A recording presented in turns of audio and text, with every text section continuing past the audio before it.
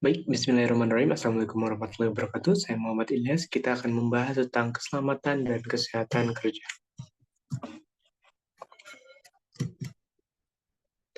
Pengertian dari ketiga adalah semua ilmu dan penerapannya untuk mencegah terjadinya kecelakaan kerja, penyakit akibat kerja, kebakaran, peledakan, dan pencemaran lingkungan. Secara umum, tujuannya adalah untuk mencegah terjadinya kecelakaan, mencegah agar kecelakaan serupa tidak terulang, dan menjamin pekerja dapat mengembangkan potensinya sesuai harkat dan martabatnya sebagai manusia. Ruang lingkup dari K3 sendiri dibahas pada Undang-Undang Nomor 1 Tahun 1970, di mana pada pasal 1-nya membahas tentang tempat kerja. Selanjutnya, tanggung jawab dari K3 pada pasal 12, di mana ada 5 kewajiban utama tenaga kerja dalam penerapan K3 di tempat kerja. Yang pertama, memberi keterangan yang benar apabila dimintai pengawas keselamatan kerja. Yang kedua, menggunakan APD. Yang ketiga, memenuhi dan menaati semua syarat-syarat K3 yang diwajibkan. Yang keempat, meminta pada pengurus agar dilaksanakan semua syarat-syarat K3 yang diwajibkan. Dan lima, menyatakan keberatan kerja di mana syarat K3 dan APD yang diwajibkan diragukan olehnya. Selanjutnya,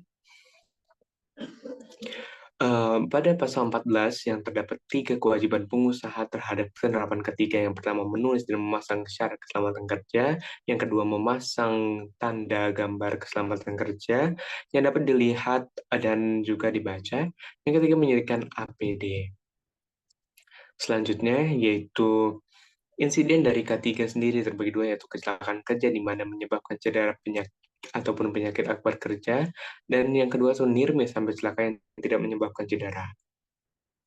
Selanjutnya berikut adalah piramida kecelakaan kerja di mana kecelakaan fatal, satu kecelakaan fatal diakibatkan oleh 10 kecelakaan ringan, 30 kecelakaan yang menimbulkan kerusakan aset, dan 600 insiden. Jadi intinya adalah kurangilah insiden atau hilangkan insiden, maka kecelakaan fatal tidak akan terjadi. Selanjutnya, berikut adalah bagaimana kerugian jika ada terjadi kecelakaan kerja, seperti halnya gunung es terlihat kecil di atas, namun di bawah permukaan laut sangatlah besar kerugiannya. Selanjutnya adalah penyebab dari kecelakaan kerja sendiri menurut Henry terbagi menjadi tiga, yaitu penyebab dasar, tidak langsung, dan juga langsung. Yang mana penyebab dasar yaitu terdiri dari kurangnya prosedur, sarana, kesadaran, dan kepatuhan. Penyebab tidak langsung diakibatkan oleh faktor pekerjaan dan juga personal. Yang tiga yaitu penyebab langsung, yaitu akibat dari tindakan atau kondisi yang tidak aman yang menyebabkan kecelakaan kerja dan mengakibatkan kerugian. Penyebab kecelakaan dapat dibagi dua, yaitu unsafe action, tindakan yang tidak aman, dan juga unsafe condition, kondisi yang tidak aman.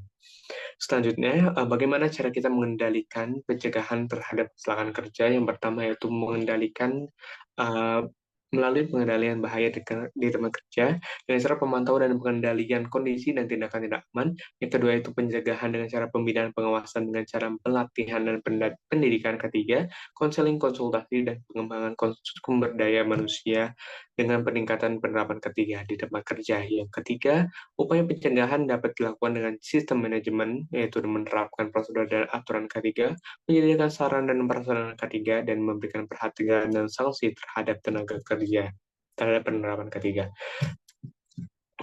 Selanjutnya, bahaya. Apakah itu? Bahaya adalah semua sumber situasi atau aktivitas yang berpotensi menimbulkan cedera dan atau penyakit akibat kerja.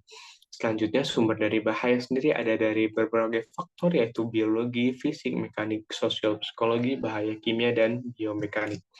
Selanjutnya, bahaya dapat diidentifikasi dengan pertama, risk analysis, workplace inspection, safety audit, job safety analysis, dan yang lainnya.